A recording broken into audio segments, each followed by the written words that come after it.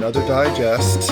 I'm David, and I'm joined today by Cairo Smith of Futurist Letters fame. Welcome, Cairo. Thank you. Thank you for having me. Very excited to actually, believe it or not, talk to David for the first time, although our paths have almost crossed. And it's not over a catty essay series, though someday I do No, we're going to be promise. grown-ups. We're going to Yeah. be grown-ups. No, yeah, we do love taking shots at each other from a distance. But no, as you can probably tell from the thumbnail or whatever, Cairo was really gracious enough to join me and be my man on the inside of Hollywood, of Hollyweird in 2025. Cairo, you've created a film, you have connections in that world and a lot of interest. So in addition to being a writer, who actually we've covered in our podcast series, I'd recommend that episode. We covered Quarter Lives by you. So you're our first featured author now coming on as a guest to get your revenge. Now lecture to me about Hollywood. And this is inspired by, I'll probably put this on screen, a post you made, Cairo, talking about a lot of people saying Hollywood is dying. It's impossible to know that yet, but it's definitely in a downturn. And you talk about some of the trends that Mm-hmm. you see going on in Hollywood. And I am, again, upfront, I am not a movie guy. I'm very out of the loop. I'm not hip with that stuff. So I guess, maybe you could just start us off with what is your impression of Hollywood's direction in Yeah, 2025? sure. And I was definitely on my dooming when I wrote that, and then some guy commented, and he was like, actually, I'm hearing as of this week, it's turning around. So, I think there's a lot of hopium as far as Hollywood, but the presence of hopium does not necessarily mean that it can't turn around. A lot of people were saying stay alive till 25 was what they were saying in the business, basically meaning, I actually don't know what it meant. Maybe it meant that things will turn around in the new year, but they never had like a reason. So I guess I should say that when we talk about Hollywood dying or not dying, there are kind of three different things that could mean. There's Hollywood as far as like the entire revenues of all like American motion pictures at home and abroad. There's Hollywood as far as like the studios that are headquartered in LA, but they might be physically making their movies anywhere, or even overseas. And then there's Hollywood in terms of the actual physical productions that are casting and shooting and hiring crew within what's called the studio zone, which is within 30 miles of the middle of LA. So, it's possible for one or two of those, probably the first two, to be doing well, and the reality of physical production on the ground in the city of LA, county of LA, to continue to decline just because capital is perpetually in search of more affordable places to operate, Hmm. which currently is Hungary is the big one for feature films. 10 years ago it was Georgia. 20 years ago it was Vancouver. So these things Hmm. move around. But yeah, I guess it's not looking good if you are a cameraman or a gaffer, being someone who works with lights. Otherwise, someone who wants to, make their bread working on a set. But that doesn't necessarily mean that the hegemonic aspect or the total sector revenues will decline. Hmm. And I remember hearing about the Georgia thing. Hungary is new to me. Is that a actually like a federal or within their government subsidy that's being offered, or is it just tax breaks? It's mostly there are tax breaks, and it's mostly the exchange rate is favorable. And it used to be, now this started probably 5 or 6 years ago. They were shooting Alien Romulus. If you saw that, that was shot. I mean, you know what an alien movie is, even if you didn't see it. It's people Yeah. running around on a spaceship and they're getting eaten by aliens, right? So to physically build that set, they did it in Hungary, in Budapest. They have sound stages. The Brutalist The reason that they were able to shoot that big epic VistaVision Oscar nom movie for $10 million was because they shot the whole thing in Hungary. They pretended Hungary was New York. When places do this for a little bit, they get entrenched because they build things like standing sets. Like Hungary now has a large New York standing set that's just like a few city blocks Yeah, it's like of a cowboy town. If you go like a yes, little bit outside of exactly. So they Budapest, have their yeah. little America town over there, and it becomes attractive, and that was one of the reasons why movies were shooting here for so many decades, even though, LA is expensive, is because we had the people and we had the stages. That can all change. Hungary just seems like such a big transition. Like Georgia, it's still in America. You have to switch coasts, but that's not a huge change. But I suppose they're just getting completely new staff. If you're in Hungary, you're And not that's the flying thing is that cameramen in out. the transition stage, they were flying people out. They were flying out American crew. And then they slowly started to replace guys at the bottom with local Hungarians, and then above that, and then above that. And then eventually you've done this like hot swap, where you've sort of transitioned all the Americans out and all the Hungarians in. And it's funny because you don't think, I mean, just to put a politics hat on, Hungary obviously is like one of the one of the few like European countries that someone like Donald Trump has praised, right? That sort of falls within the like Chudosphere politically. And yet, I one of the reasons why production left Georgia was because they were having a lot of trouble with actors pulling out or not wanting to be there when they were having uh sort of like Republican political waves. Same thing with Texas. People don't want to shoot in Texas. MCU actors don't want to shoot in Texas.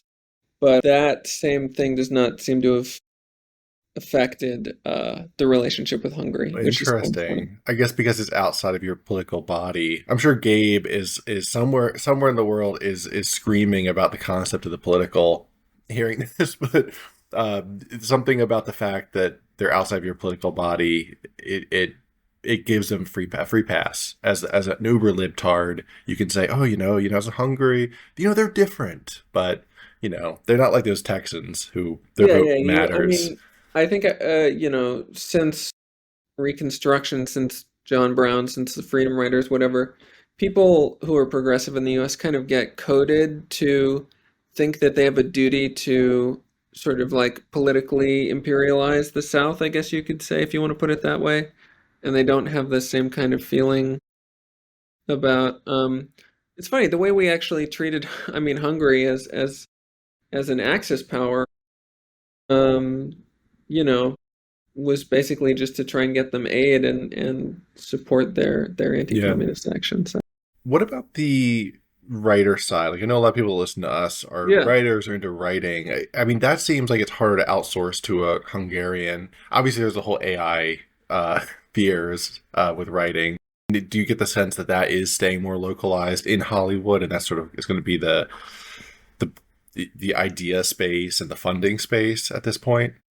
Yeah. I mean, American movies ultimately are going to be telling American stories full of American ideas, and they're going to be written by people from here, uh, probably as long as we're making them. So there's definitely not a question of foreign competition. It's more just that we produce a lot of writers. We produce a lot of writers, and the barriers to writing a screenplay now, I mean, with telecommunications and to submitting a screenplay are so low, that we just have so many people trying to get into the system, so many people currently in the system. There's been a big contraction in television. And Hmm. television already, I mean, so, say you had a few hundred shows going on. Each of those shows probably has 6, 12, 18 writers, whereas a movie has, one or two. Hmm. So it was just orders of magnitude more writers in TV. And since TV has been contracting, you've been seeing this huge squeeze of people who were, considering themselves early or mid-career, who now essentially have no track ahead of them, right? Hmm. And they're either trying to pivot to film or, just going back to Iowa or Yeah, whatever. But different it's a industry. squeeze. I was just having a conversation with my wife about the whole streaming and the way streaming has become is evolving back into cable in a weird way, right? Where there's Yeah. more commercials, more garden walls, like you have to pay, no sharing with people. It is, and I've heard this theory of that there was a functioning system with cable, and then we transition into a almost like a venture capital speculative model with like early Netflix and all that, where they were having issues. I'm sure you know a lot more about this than I do, so please feel to correct. Yeah, They, no they were worries. kind of an Go unsustainable on. business model if they weren't growing, because they had no commercials and all that. And then now it seems like now the field has matured. It's like, oh, actually, we have to get money from somewhere, and that bare minimum one person pays, and they can share it with their whole family model doesn't work. I mean, does that track with you? And do you feel like that's the reason for this TV Yeah, that's contraction? that's that's exactly what happened. So, everything you've heard and thought about that is on the money. They basically just tried to run the Uber playbook where you operate at a loss to capture market share. And then the idea is that you have some kind of a moat where if you win the expansionary period, I mean, they're almost kind of playing it like a 4X game. You explore, expand, exploit, exterminate. Right.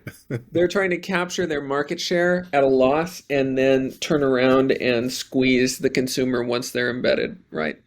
And there was this sort of basically about 2, 3 years ago, everybody's subscriber base started to plateau. And there was this collective realization of, oh, we have saturated the market. We've reached the edge of the earth. There's the frontier. We can't suck up more subscribers every year infinitely, which means in this equation, we now have a ceiling on our gross revenue, and we actually need to try and cut expenses to the point where we're in the black without hemorrhaging viewers, right? Um, so basically, make fewer things cheaper and still try and get people not to cancel. A lot of that was vampirically eating, like the content was vampirically like feeding on things that was being produced by networks or the old cable station or networks and whatever that model was. And also that's kind of tapped out too, right? So it's like we've extracted all of the accumulated wealth of television of The Office, right? We put it Yeah. on Netflix, but you're not making a new Office to replace it. And at a certain point, people finish it. And I have a sort of, I guess it pivots into like what comes next. Like, as I had this skepticism of people that are just producing it like individually, like even Mr. Beast tier people, it just seems like they don't think in the same way as a network or TV network. I'm looking for the right word, like an actual production studio. Maybe that's the way to phrase this. And they just don't produce content in that form. But I think people still want that. But I don't know. I'm just curious. What do you think? I guess one, do you think that maybe I'm wrong and that people will independently be able to make these things or will like evolve to fill this niche? Or maybe two, is that maybe I'm wrong and the niche is dying? Is this like an older format of entertainment? I'm not really sure what to Meaning expect. television series Yeah, or more traditional television series. Yeah, the buddy cop TV show, the Office. Like, is that no, just I out in think place these of things Brain Slop? will Or they will continue to get made because they're very economical in terms of your cost per hours. There are a lot of front-loaded costs as far as a set, a cast, finding writers who are funny, and then you can just go and go and print money. And that's one reason why, with the contracts historically for these kinds of shows, the salaries for the principal cast and the writers go up. They pretty much almost double um, every year, if not more, right? And then that's why you get to the point where, like, The Simpsons, by the time they're on season 30, everybody in that cast is getting like $1.5 million an episode. And that's why these things end, is because, the costs are steadily increasing.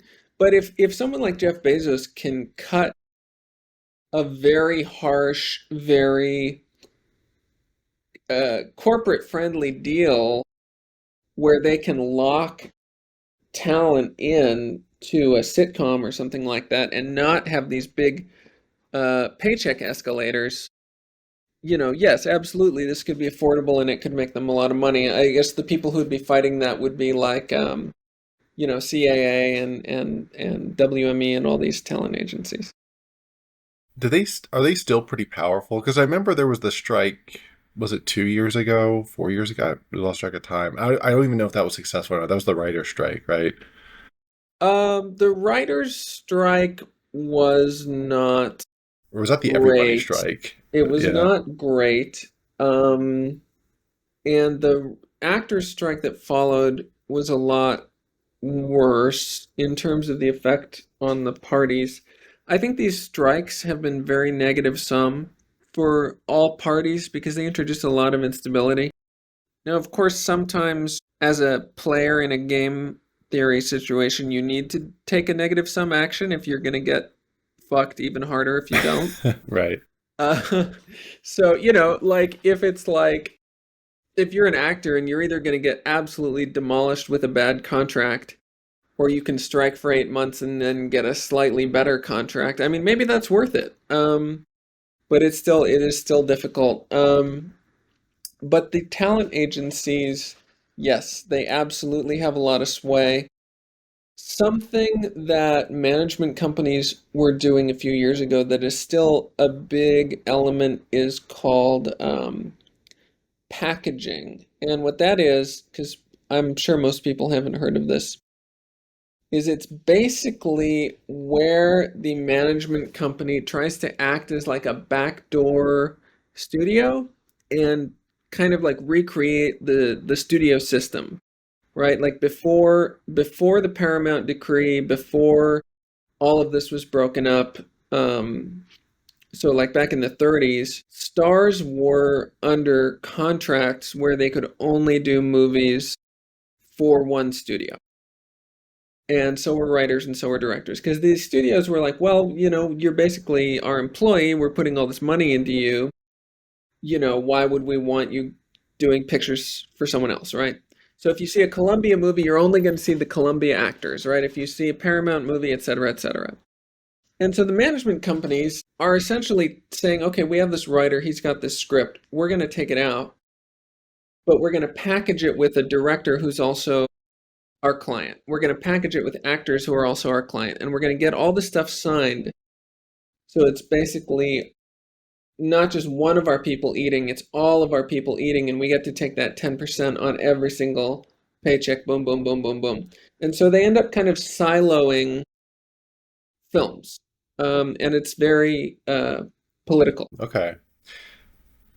Interesting. And do you think that's what they're returning to, like an Amazon or someone like that? Yeah, I think Yeah. that unless it gets smacked down, people are going to cartel themselves. That's just sort of the natural model. And honestly, one reason for that is because those behaviors help um, maximize revenue, and it's very hard to make money in this business. So, of course, they're going to do that.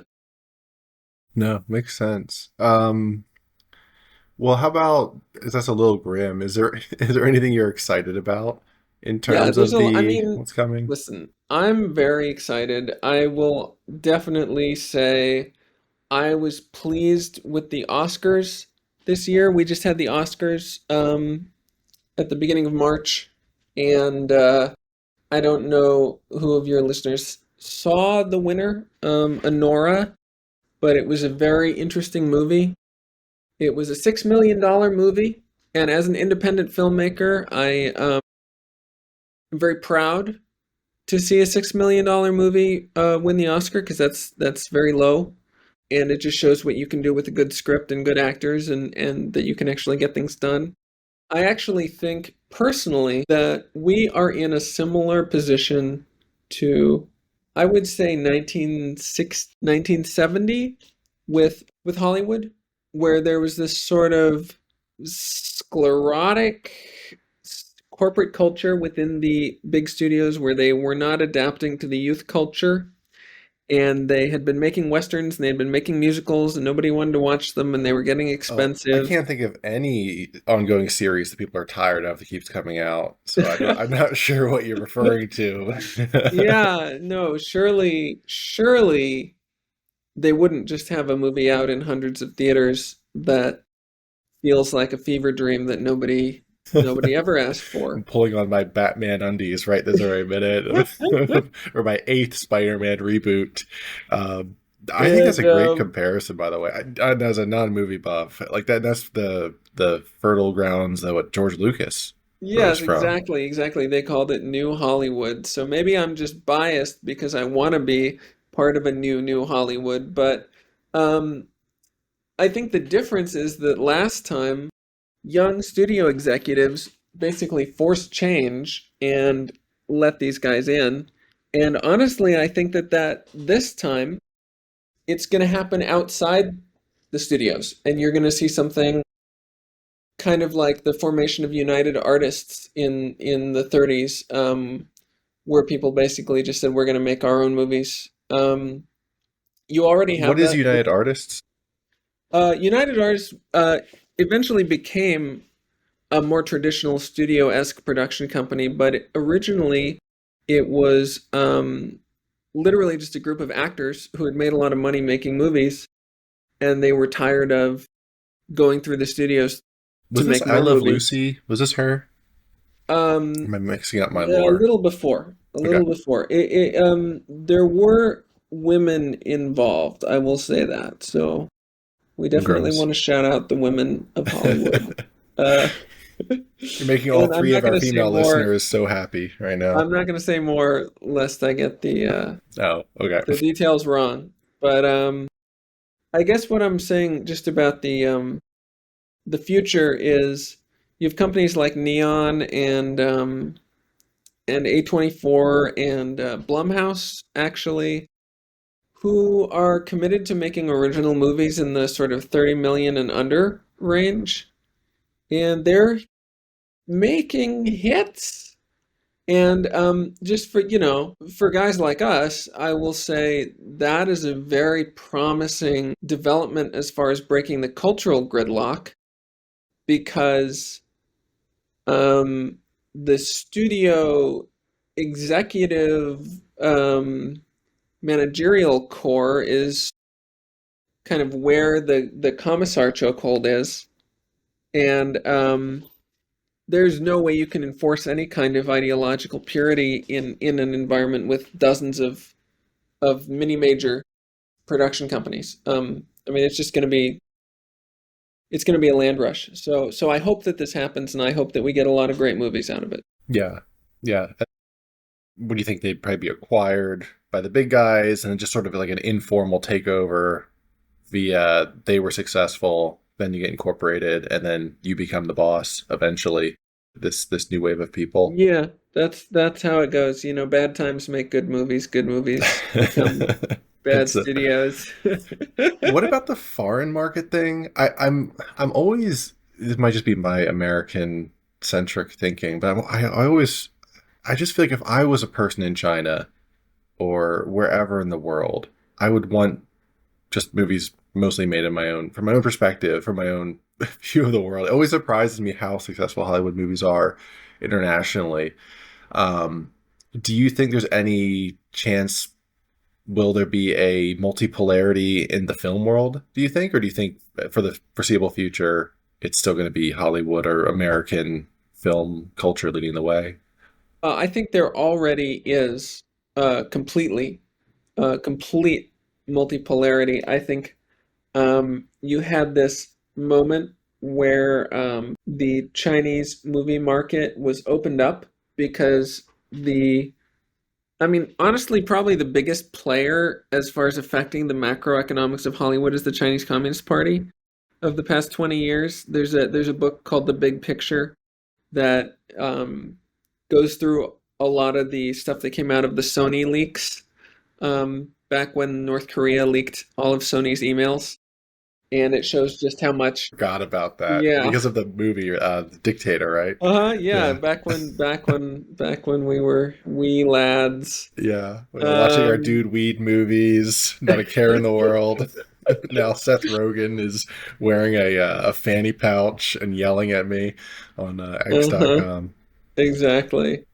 So there was this moment where they opened up to Western movies.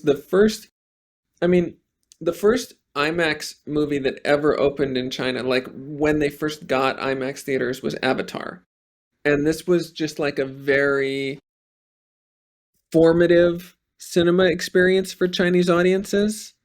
Um, but the thing with China is that you have to understand is that I guess kind of like the US is becoming, the younger generations are way more nationalist than the older. So as they become the prime earning generation, they are much more jingoistic in their movie tastes.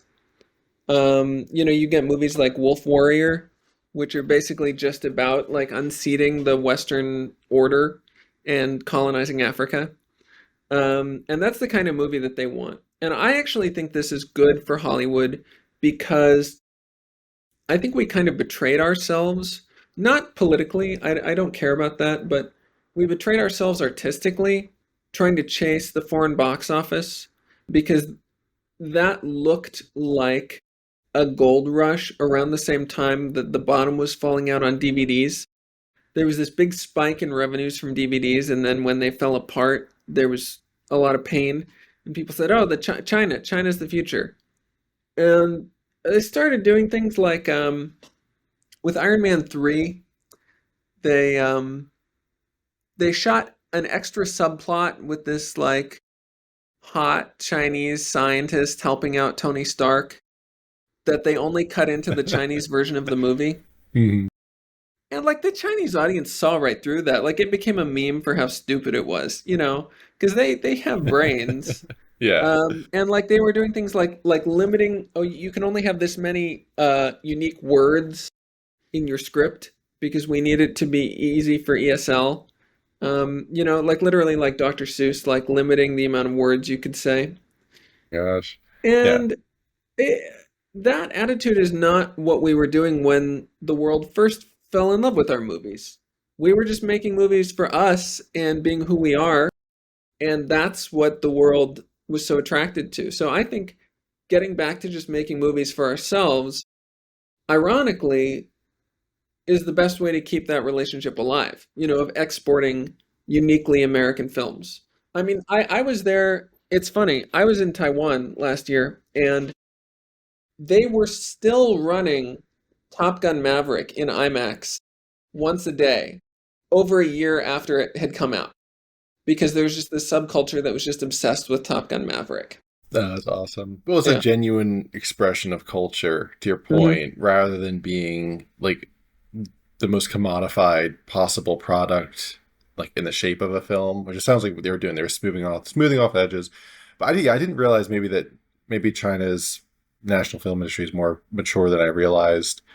Um, if Yeah, it and they seems try to as if I send their got the movies memo. here. Yeah. There's a Chinese animated film that just made a cajillion dollars, and so it's playing at, your local AMC, and nobody's gonna see it. I'm not even sure why it's running here, but they're trying. Yeah, that's the thing. I don't know if it doesn't seem like it breaks through into America as well. Which maybe that's something for the future. I guess the other thing I wanted to cover was your thoughts on people on the outside now that are interested in doing this kind of stuff.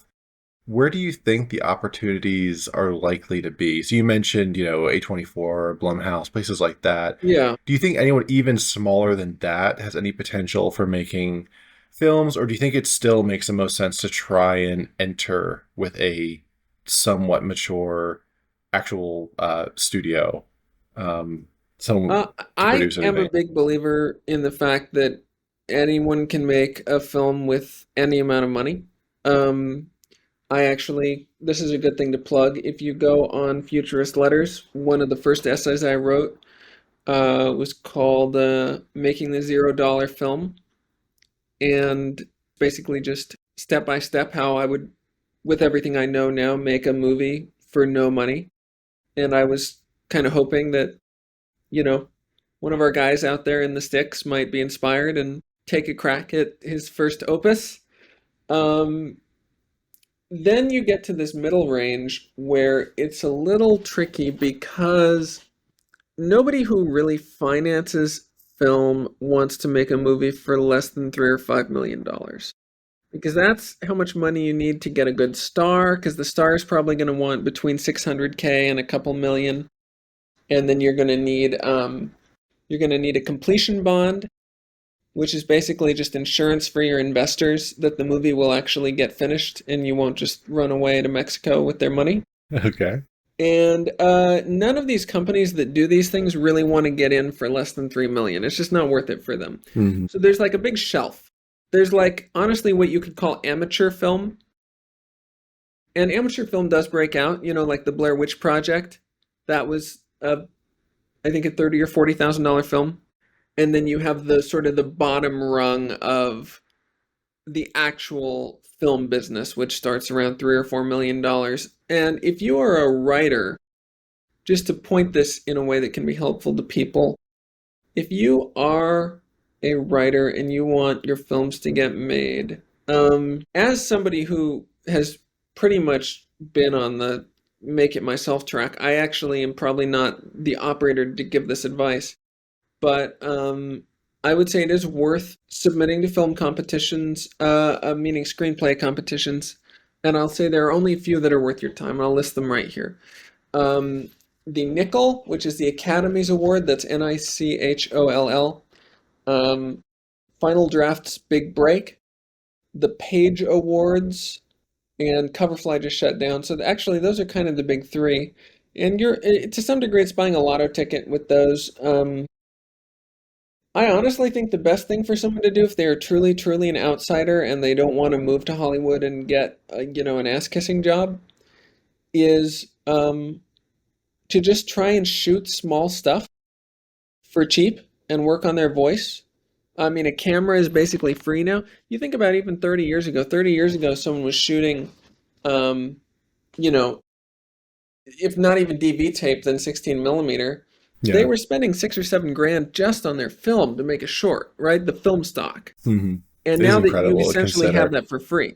So Not to take, mention the editing capability you have hmm now. You can get DaVinci hmm Resolve or many of these things for free, or at least a slightly lesser version.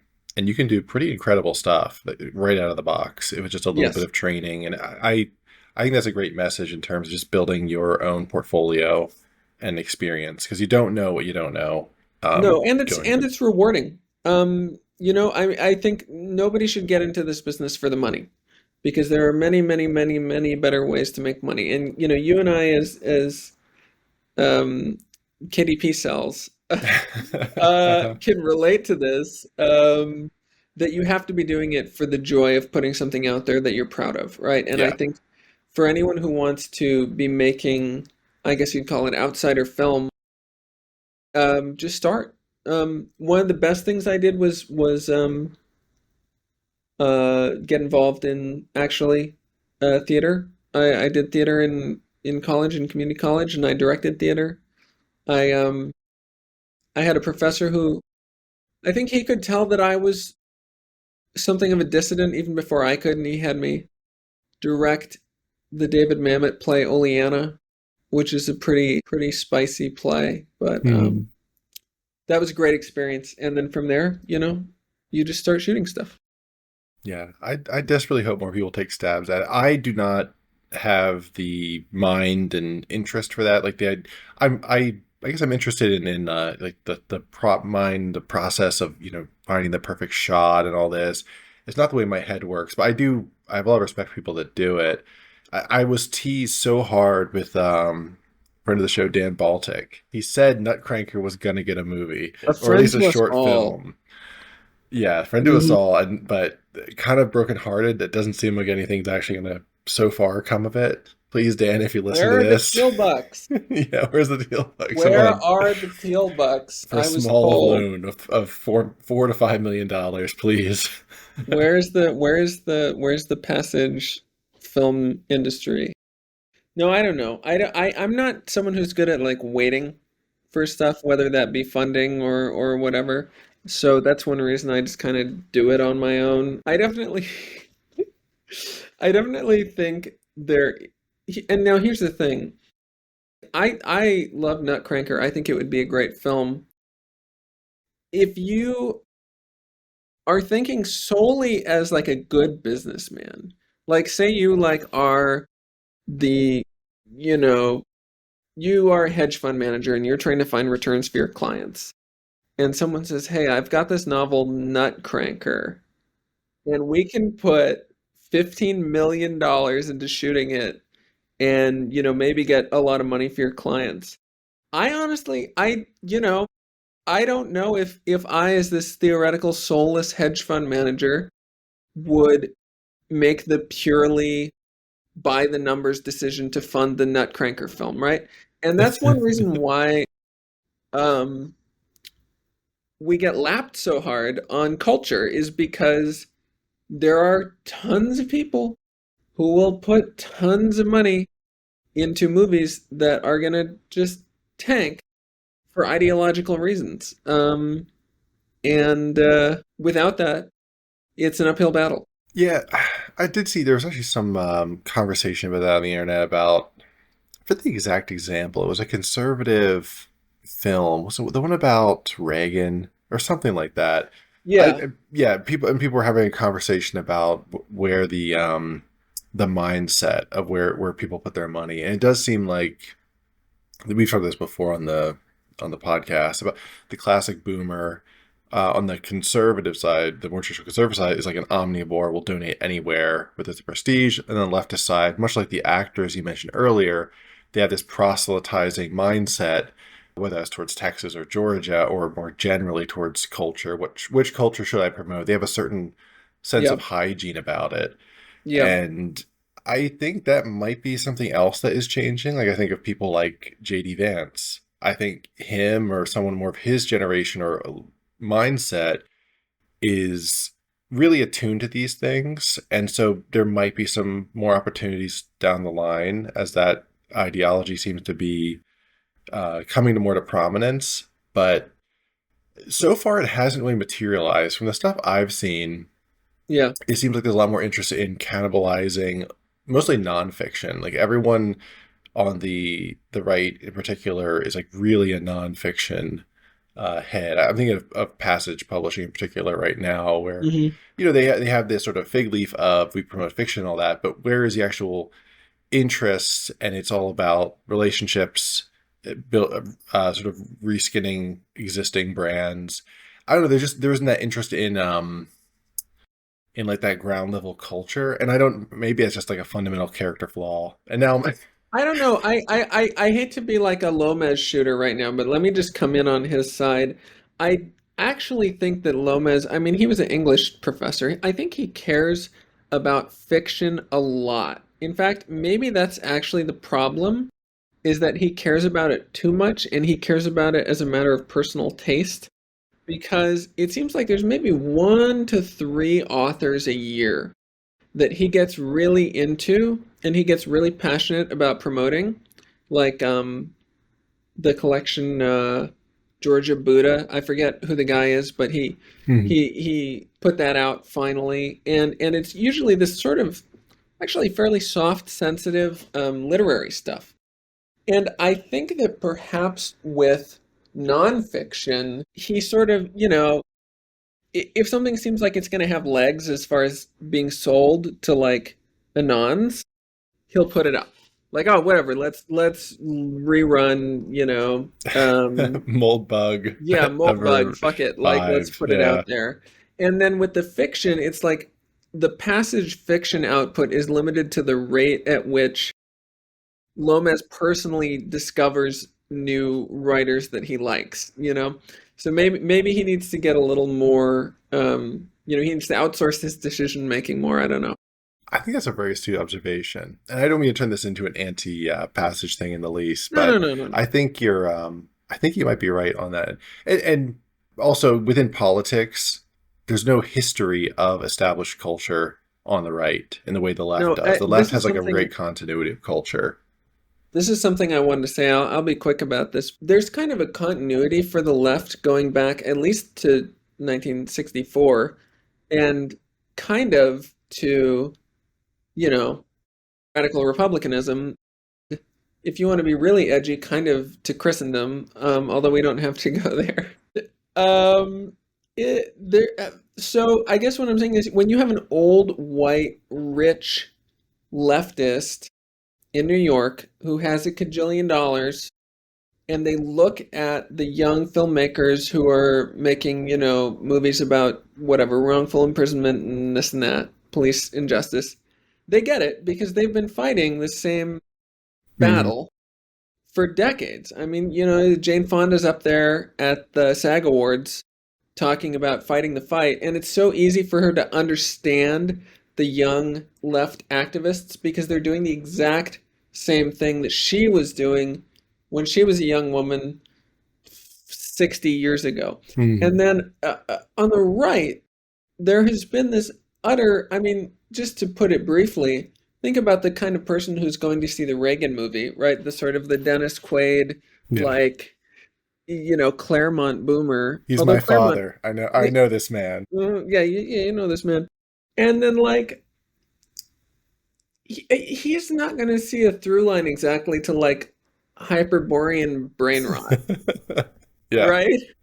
Like, Or so you don't have this, like, Austrian patronage kingship system. or Yeah, something. from like the old, like, the old money down to like the kinds of things you're not going to convince a guy who owns like 85 McDonald's to fund the Bat movie the way you might convince someone who is an heiress in Beverly Hills to fund, whatever your anti-LAPD Mm. movie is. Yeah. Yeah, Yeah. exactly. There's a whole language and history there, whereas on the other side, it's much more fractured. Where obviously it's like, are you even Christian or are you pagan? I see this in the people I interact with on the internet all the time, and I think something is forming, but we're in the early stage. Like I said, that sort of that JD Vance, obviously that's heavily obviously sponsored, like all powerful things are, by the elite, the wealthy, people that have money in a way which warps it in some ways, but um I don't know, I guess I'm cautiously optimistic of that. I guess I don't want to run too long. My hope is to keep these kind of as short informational things for Yeah. people. But Kyra, I guess is there any last words you want to have on either the films, and then also I know you have some new stuff coming out. I'm sure you'd like to. Yeah, yeah, I'll yeah. link them, of course. Absolutely. Well, thanks for having me. This was fun, and I hope that I got enough info packed in there that people feel like it was a worthy listen. If you want to know more about Hollywood and hear me opine, feel free to just hit me up on Twitter, Cairo Smith, or my DMs or comments or whatever. Yeah, I'm an author. I have books out. People seem to like my collection, Quarter Lives, which you can find on Amazon or through Formally my website. approved on Tukey's Mag. Yeah, You can watch a little bit of that review, but don't watch the whole thing. Actually read it. yeah, or both. Spread the love. And I have a new book, which at the time of your listening is out, called Kalanisha Dreaming. It is a kind of sun-soaked noir mystery with some magical elements. Not in like an elves and shit way, but in a cool mid-century hard-boiled way. So check that out. Inspired by people you love.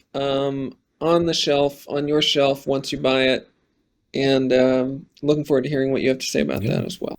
Let's do it, man. Yeah, yeah. Thank you so much, Kyra. It was a blast. Finally getting to talk to you. I said before we hopped on, I such a deja vu because we've like messaged each other so many times. I've listened to everything you put out. I think I think you're one of the people that I'm most optimistic about in terms of this little circle of weirdos we've accumulated here. Escaping Extremely the grateful. containment zone. Yeah, extremely grateful to have you in my containment zone, man. Thank you again.